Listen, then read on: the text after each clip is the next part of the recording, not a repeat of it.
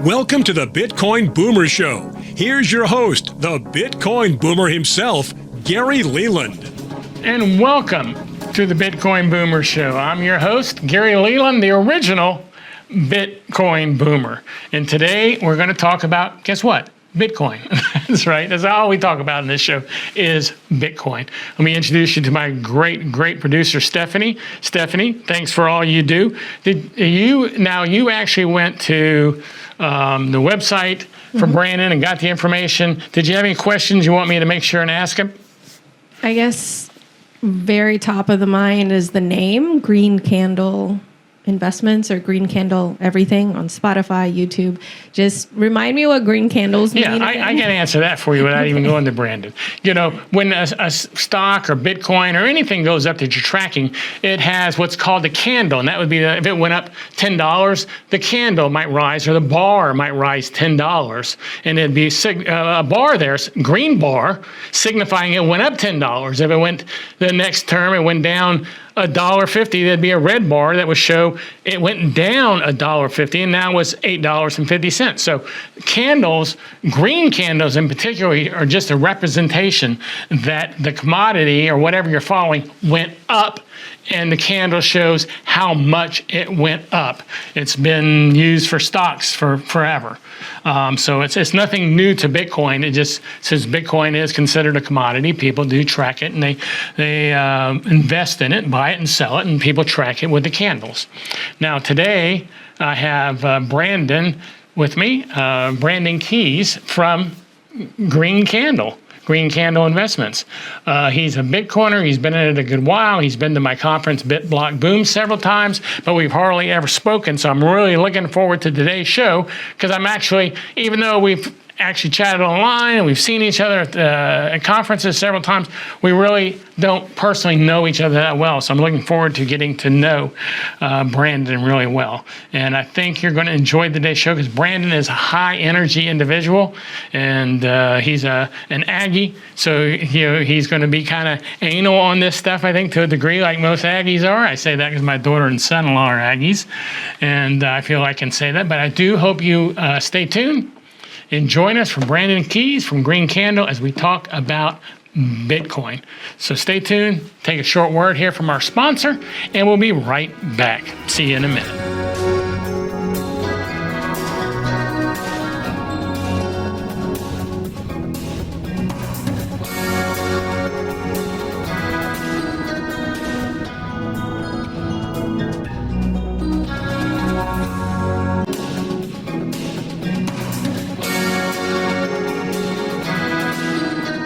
And welcome back to the Bitcoin Boomer Show. As I said earlier, I'm your host, Gary Leland, known as the Bitcoin Boomer. And before we bring on Brandon, our great guest today, I do want to make sure you know that the Bitcoin Boomer Show is not necessarily a show for boomers. A lot of people get confused on that. This show is the Bitcoin Boomer Show because it's about Bitcoin, and I'm the boomer.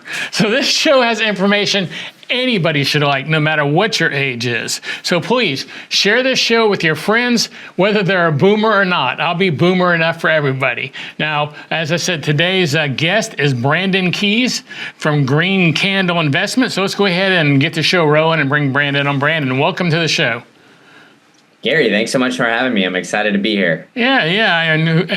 Actually, we've met each other several times, I think, at BitBlock Boom, the conference I host here in Dallas, but I don't think we've ever had a long conversation. So this will probably be more time we've spent talking than we have on all the times we've seen each other. So actually, I guess I'll know you pretty well after today. But before we get going, how about give everybody just a real quick bio of who is Brandon Keys? Yeah, great. I know it's you're always running around like the chicken without a head at BitBlock Boom, so we never get a chance to talk. But I'm Brandon. I started Green Candle. It's a media company. I like to describe it as the Barstool Sports of finance and Bitcoin, where I like to have a little bit of fun and bring some entertaining content all around Bitcoin and traditional finance.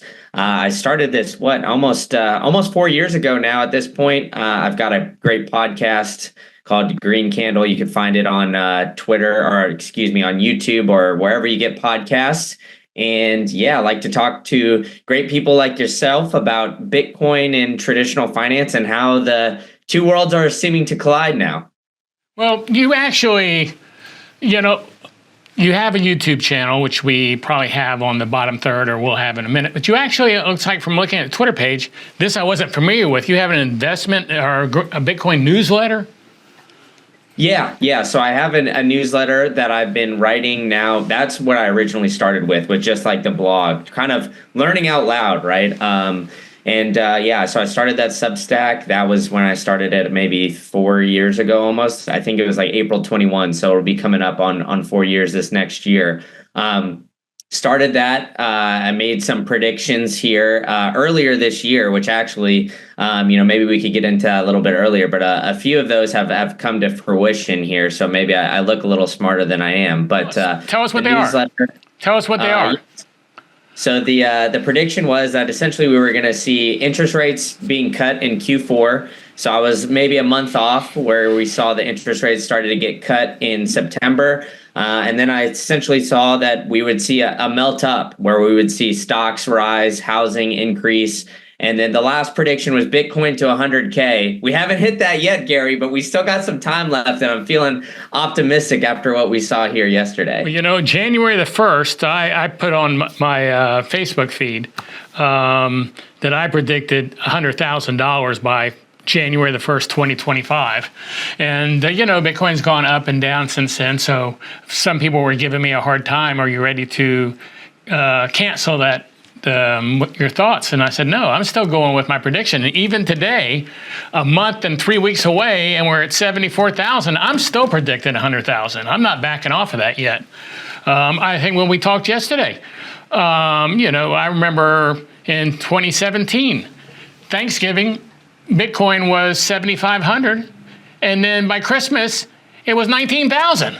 So Bitcoin can still hit 100 real easy. That's not big numbers. We went up yesterday. We hit 8% or 9% in one day. So I think your prediction is pretty on spot, is what I'm saying.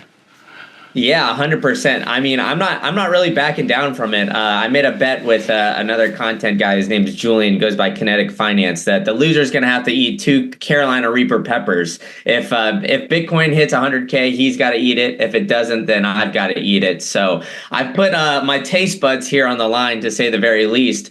But, the average return in Bitcoin's 15-year history in the month of November alone is 44%.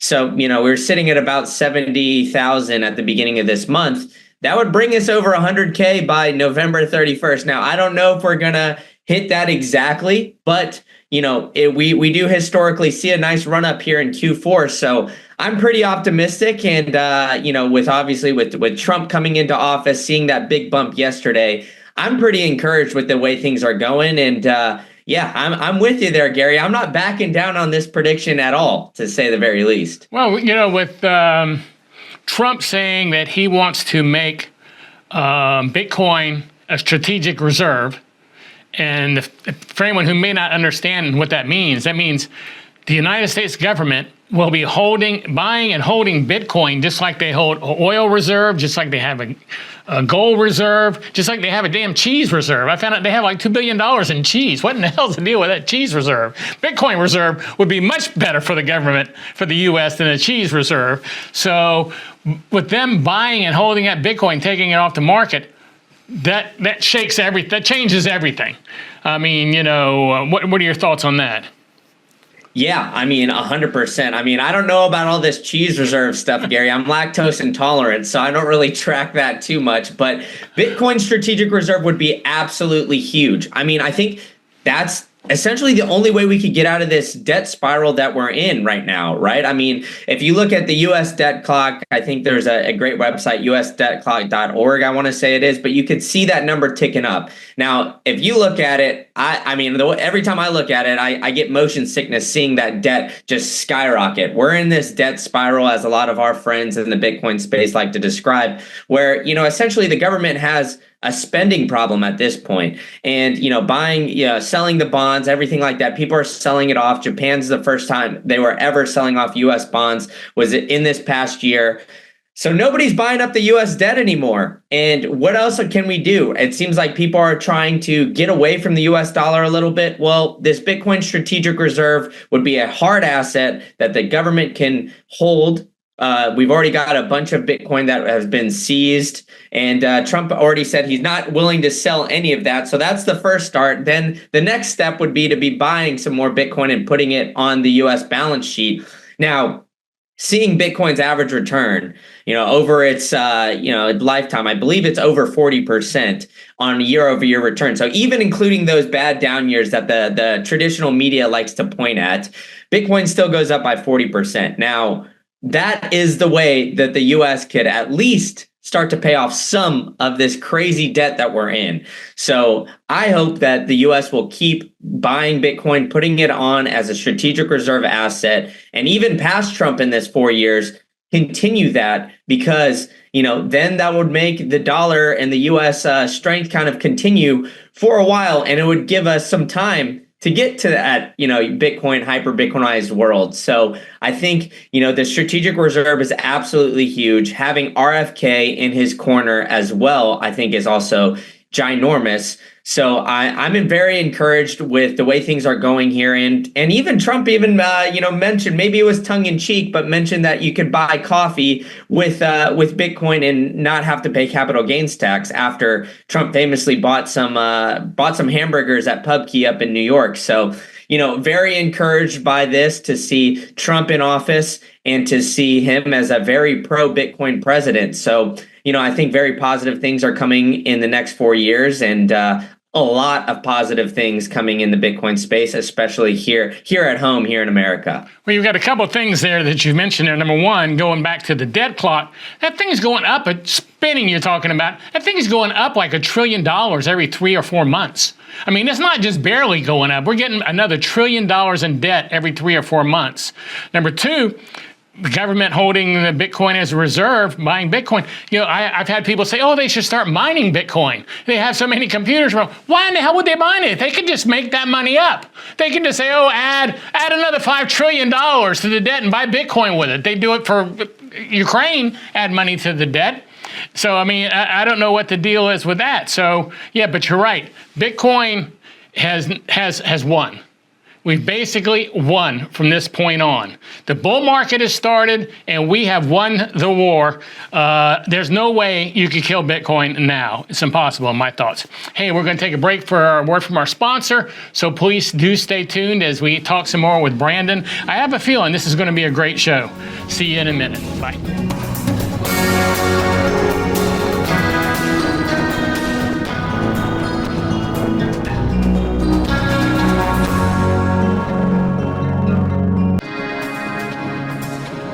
And welcome back to the Bitcoin Boomer Show. Hey, I want to make sure you realize something else. I know I tell you a little something every segment starts, but our goal in this show is only, and I say only, to educate you about Bitcoin. I'm not going to bring up any commercials trying to sell you Bitcoin. I actually don't have any Bitcoin I want to sell you. I'm not selling my Bitcoin. Never have. Been buying it since 2017. Never sold any. Not selling it now. So you could watch this show or recommend this show with your friends without worrying about us trying to get them to buy something like many shows do with gold. Now let's get back to Brandon with green candles. Okay, Brandon, you and I are on the same page. One thing about the Trump presidency that I was really looking forward to, I was looking forward to everything we talked about, but I was really looking forward to freeing Ross day one. I think that is such a big move to free Ross Ulbricht.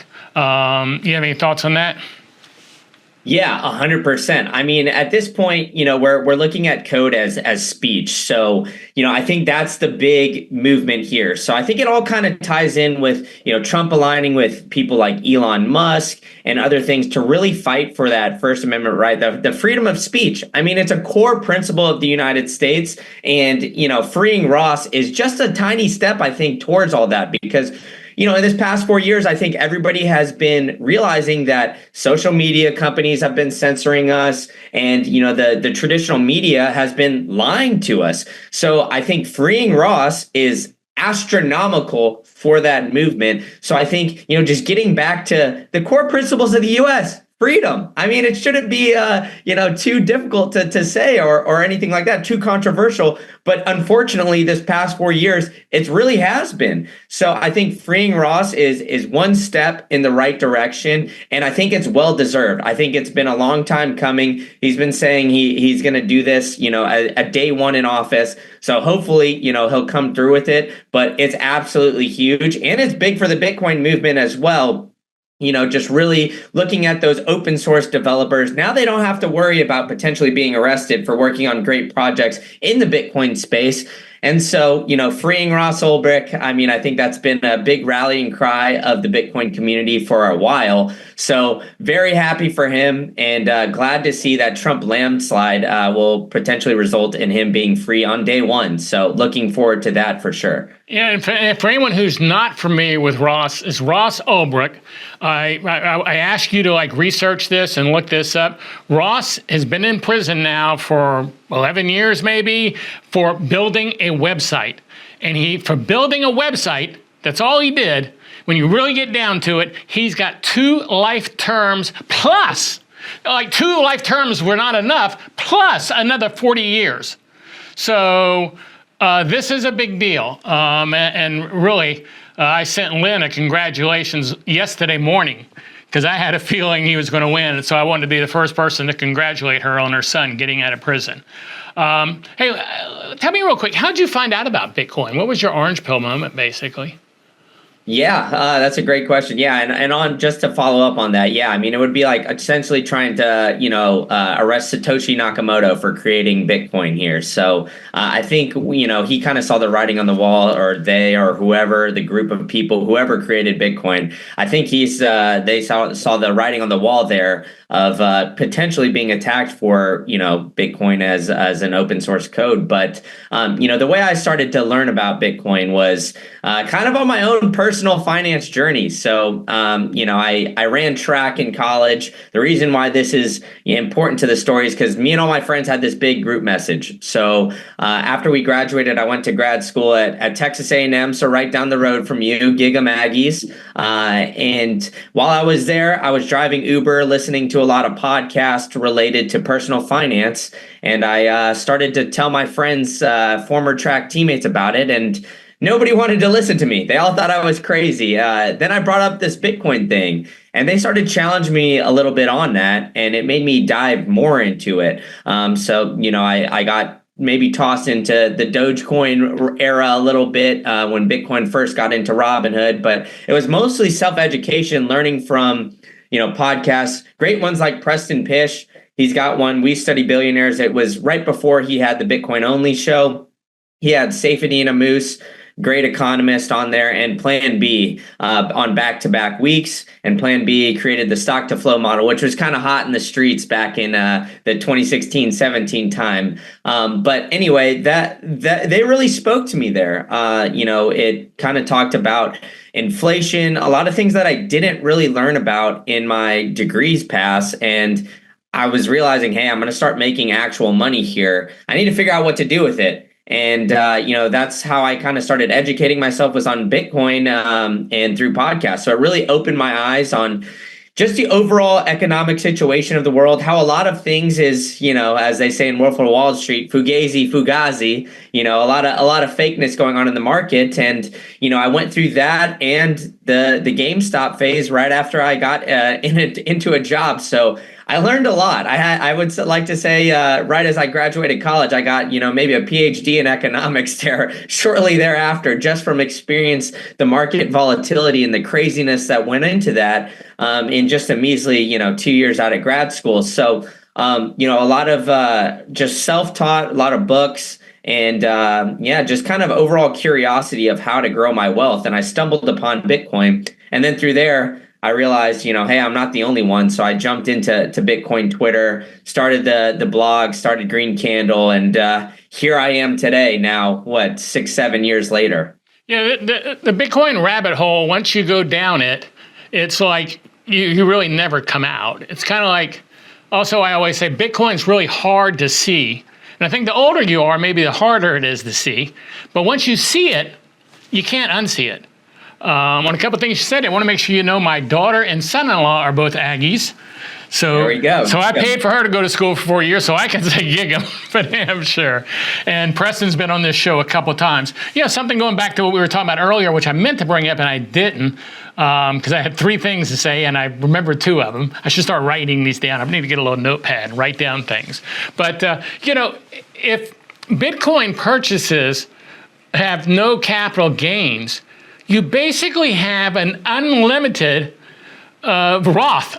I mean, really, so it's just who would buy a Bitcoin Roth at that point? Just keep the Bitcoin. You spend it as you need it in an emergency and spend as much as you want, without paying it. What would that do for Bitcoin, you have to think? If people had their choice of putting money in a traditional stock or putting it in Bitcoin, which goes up more than a stock, and they still don't have to pay capital gains. Oh my gosh, that's another thing that would it'd be nice not paying capital gains, don't get me wrong, but what would happen to your Bitcoin if the U.S. didn't have to pay capital gains would be just, I think, mind-blowing, the amount of money that would flow into Bitcoin. Yeah, Bitcoin is the greatest savings technology that man has ever created. At this point, why would you put Bitcoin into a high yield savings account that would get you maybe at best like 4 to 5% when inflation, CPI, the CPI that we all get fed is peaked at 9% last year. I mean, if you look at all these things, just eliminating capital gains would make Bitcoin the greatest savings technology there is. You don't have to worry about paying that when you sell. Like you said, Gary, if you want to go buy a cup of coffee, if you want to go buy something, if you're trying to save for a house, I mean, housing is getting way more unaffordable. So you're going to have to, people are getting riskier with their money. I know, friends that are putting money into the S&P 500 to save for a house when, when my parents were trying to save for a house, they were just putting it in a savings account and kind of stacking away. So at this point, I think, just being able to put money into Bitcoin,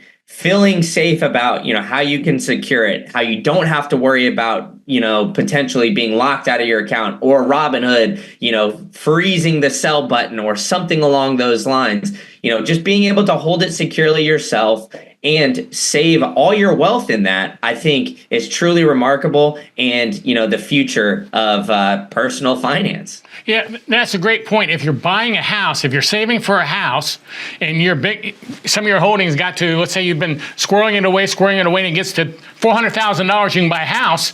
You can buy the house. You don't have to pay $80,000 in capital gains and say, I got to wait longer to get it would be just mind-boggling. Hey, we're going to take a break right now for a word from our sponsor. We'll be right back with more from Brandon Keys in just a moment. Stick tuned.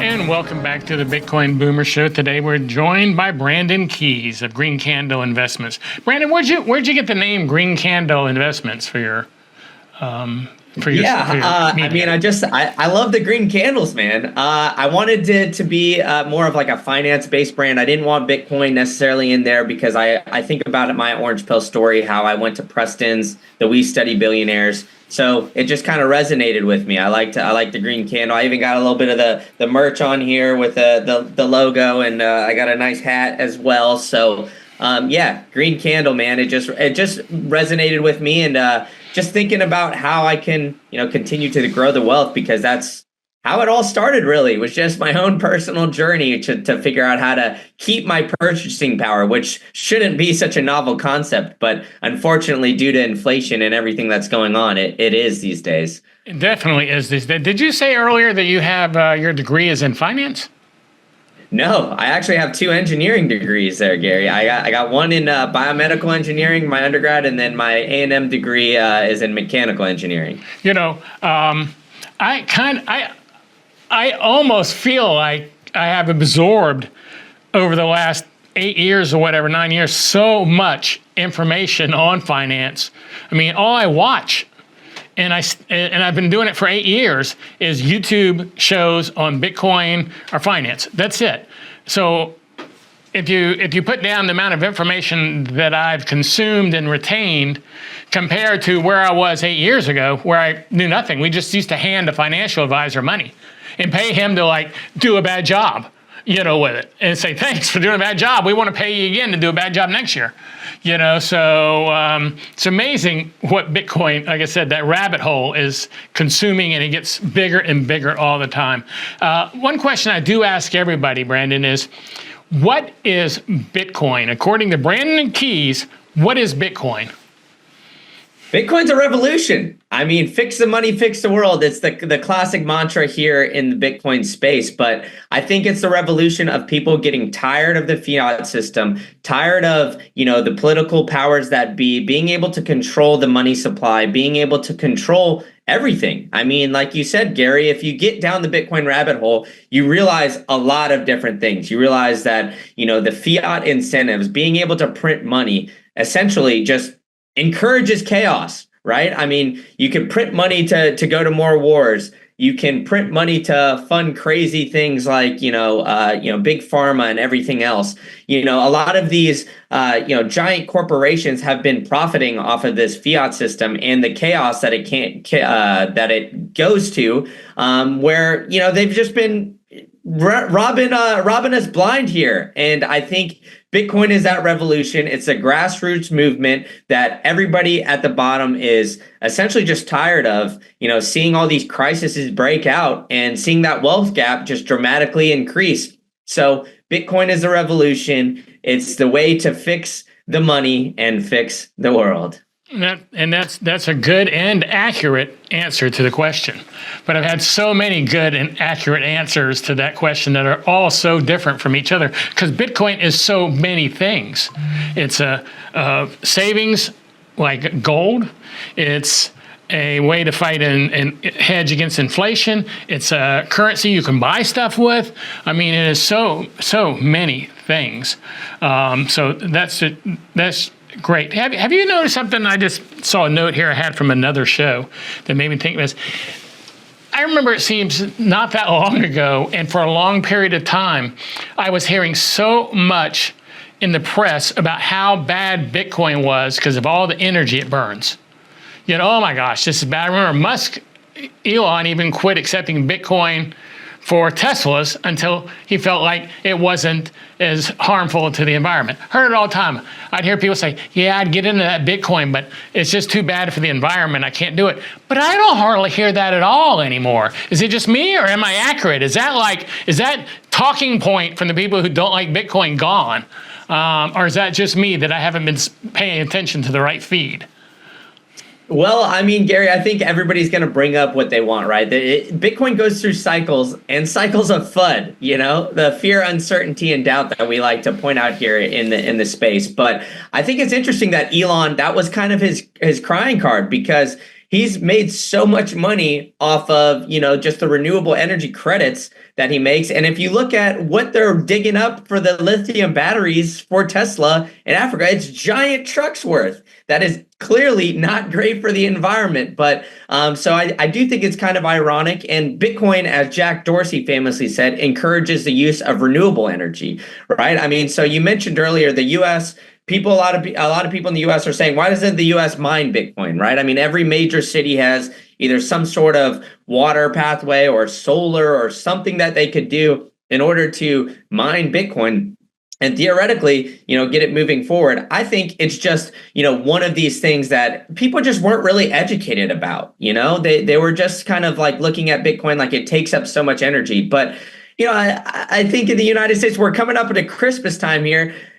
Bitcoin takes less energy than Christmas lights does in the United States. So, I get it. Christmas, it's a great jolly holiday. The lights bring a lot of people joy, and it's fun to celebrate everything. But, the monetary revolution that is Bitcoin, I think is more important to allocate some energy to than Christmas lights. And, dryers take up more energy as well. So I think it's just people just looking at things, through a lens that they want to see something negative, right? I mean, they'll bring out the cry, Bitcoin is made for criminals and all these different things. So I think it's just another line of FUD, Gary, that it's going to go through its cycles. People got educated on it in this past cycle, And I think, a lot of the energy companies are starting to come around and see the power of Bitcoin. I mean, we saw Shell gasoline be one of the biggest sponsors of the Bitcoin conference this year. And so I think a lot of energy companies are getting into Bitcoin. And I think,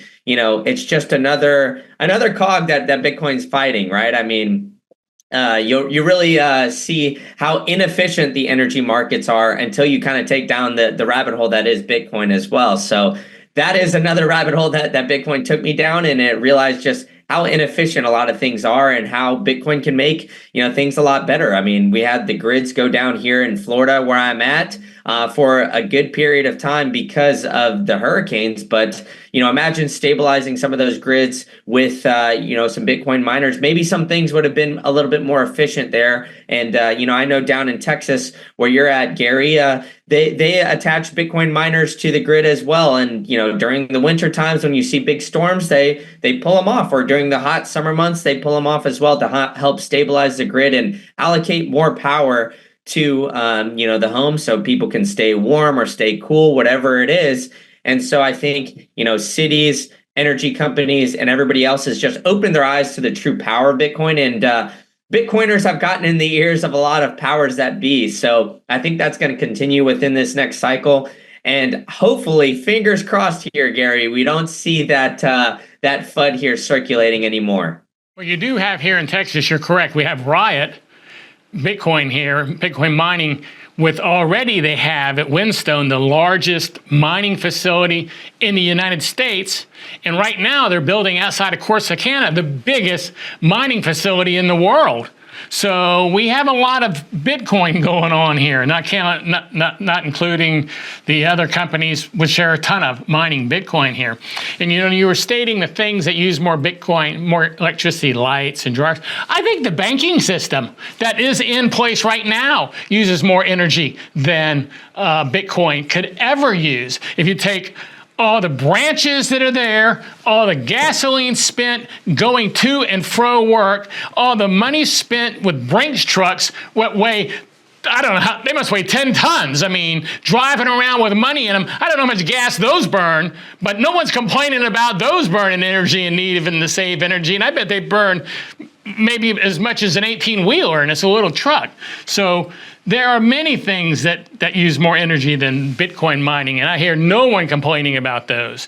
Now, we're going to take a break for a word from our sponsor. We'll be right back again, as always, with Brandon. Well, Brandon Keys isn't always with us, but we'll be right back as always. We'll be right back with Brandon Keys after this word from our sponsors. So do stay tuned. And hey, don't forget to share the show with a friend. We need your help there. And subscribe if you're not subscribed. Click that little button down there and subscribe. See you in a minute.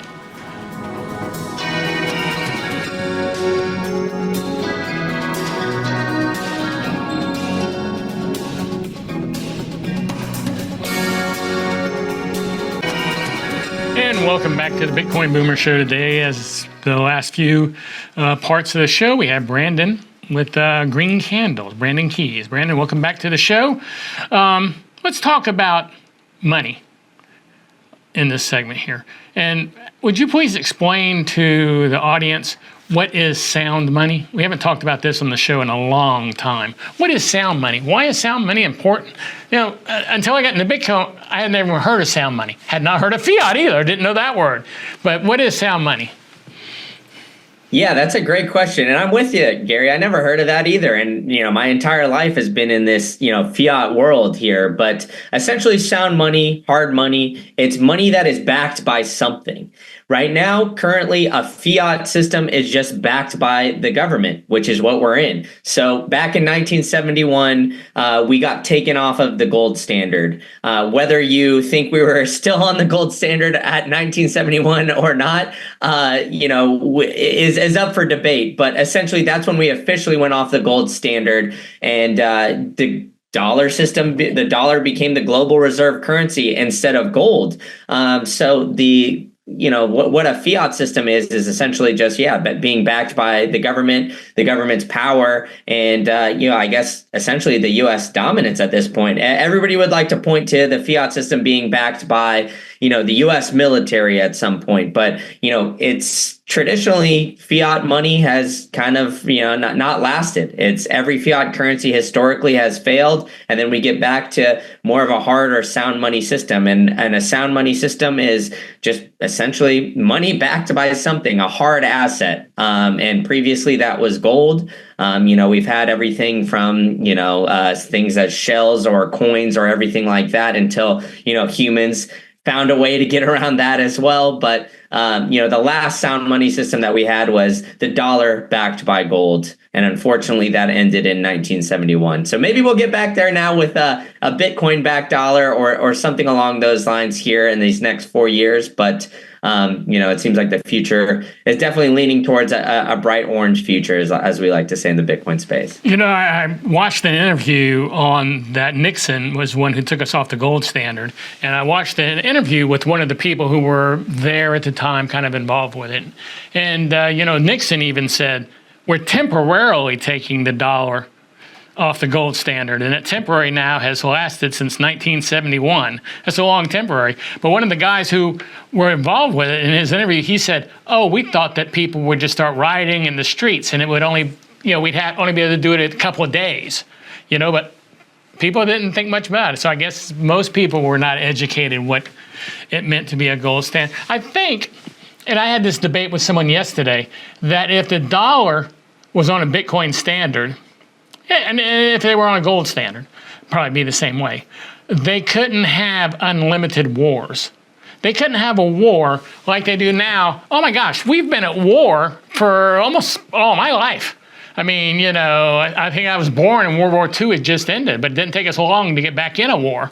And we're in a war of life. But, in the, I'm going to say the olden days, in Europe when they had England, I'm just making up stuff now, basically, as far as the facts, but England against France or a small country against another small country, they could only have a war for a year or two because they start running out of money.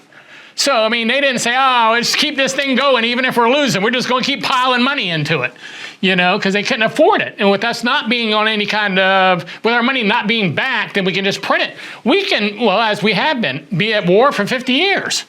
So I think that would be maybe one of the best things about being on a Bitcoin standard is the fact that maybe we wouldn't be at war all the time and all these people wouldn't be dying and we wouldn't be making all this money to finance a war. We would be more worried about financing things you finance during peace times. Yeah, 100%. I was just looking it up while you were talking there, Gary. We've sent about 175 billion in response to Russia invading the Ukraine since 2022, which is astronomical. We're seeing inflation skyrocket. We've seen the total money supply of the U.S. dollar go up by 60% since 2020. 60%. In 4 years. It's absolutely insane. And so what can we do here, right? You see a crisis. This is another excuse to print money. And what does it do? Government spending goes towards GDP. So it makes it look like that the U.S. economy is expanding, that everything is going well because the government keeps spending money. But what are they doing? They're simply just funding other wars. We spend the most money any country. And like we talked about here earlier, Gary, the U.S. debt clock, you watch that thing, you're going to get nauseous because we just keep printing money, keep spending money. And, essentially, if we were onto a sound money standard, we wouldn't be able to do that because there would be a fixed supply. It would be a lot harder to do that, right? Essentially, we wouldn't be able to fund as many of these wars as we're doing. And frankly, we fund or have our foot in every single conflict that goes around the globe. The U.S. is always trying to meddle into these foreign affairs. And, that's part of the reason is, because we have that U.S. dollar and, we just keep printing it to keep people on our side. So they keep using the dollar and everything else. So as I mentioned a little earlier, the fiat system encourages chaos. And part of that chaos is war. And so, hopefully, if we move back to a sound money standard, we'll get away from that. But, in the short term, that's why we keep seeing all these wars pop up left and right, because we can keep printing money. The people with hard assets, those are going to get, more and more valuable. And, the people that don't, frankly, the lower middle class and the poor, unfortunately, are just going to keep falling behind. And that's why we see this wealth gap keep increasing. And unfortunately, instead of fighting inflation here at home, the U.S. government has been more, attuned to help foreign affairs and send money overseas, opposed to helping people at home. I mean, I think even, during Hurricane Helene, they only were sending like $700 or something, very small to these people in North Carolina who got absolutely devastated and, tragically lost a lot of their homes and everything else. So, I think, like I said, the fiat system encourages chaos. And if we get back to a sound money standard, we'll get away from that, but simply because we wouldn't be able to afford it. Well, we're in agreement on most things, but I think that's what happens to anyone that spends as much time as you and I probably do looking and studying Bitcoin. It's just, and that's why it's revolutionary. It's the first thing we've really ever had that the common man got a hold of before the big banks and big corporations got a hold of it. The common person got this first. And this is amazing. That's what's so amazing is that happened instead. I never understood why Silicon Valley didn't jump in this right away, but they didn't. So it gave us more time to gather it. Hey, we got about 2 minutes left. Before we go, please share with people where they can find you, follow you, find your stuff and everything like that. I don't want us to miss out on that with the timing here. Yeah, 100%. Yeah, you can find me at Green Candle on YouTube and on wherever you get podcasts. And then also on all social medias, it's Green Candle IT. Whoever has the Green Candle handle everywhere else, let me know, because I want that. And unfortunately, I had to put the IT at the end there. But yeah, find me on all social media.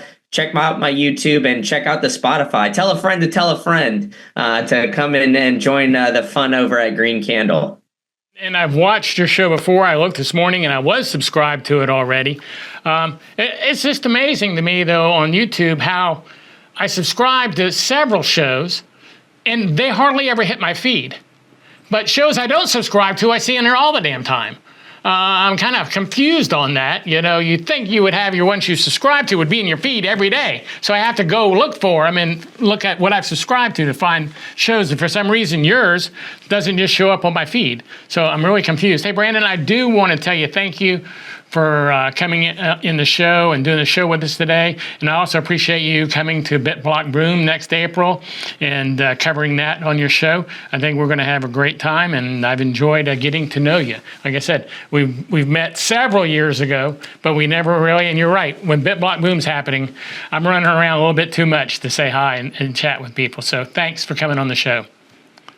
Yeah, thank you so much for having me. And I'm looking forward to seeing you again down in Dallas in April. And there's going to be a lot of fun and amazing events. I'm excited to cover some of them, the golf tournament and everything else too going on there. So a lot of great stuff. And thanks so much for having me. And we'll be right back after this word from our sponsor.